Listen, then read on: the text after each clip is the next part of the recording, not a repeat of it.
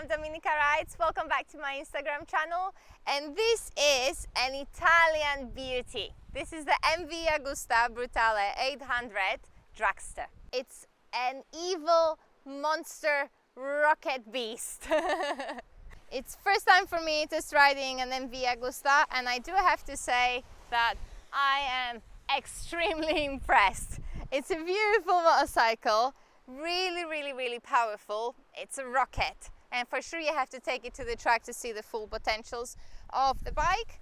But I also managed to enjoy riding it around Athens and some twisty roads outside of Athens.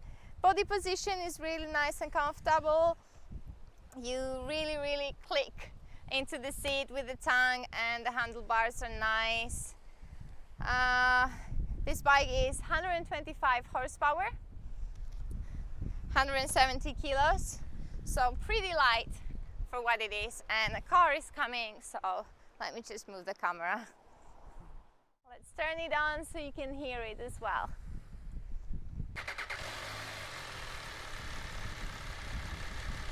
So I don't want to make too much noise because this is a beautiful, nice and quiet area around here. So just one rev.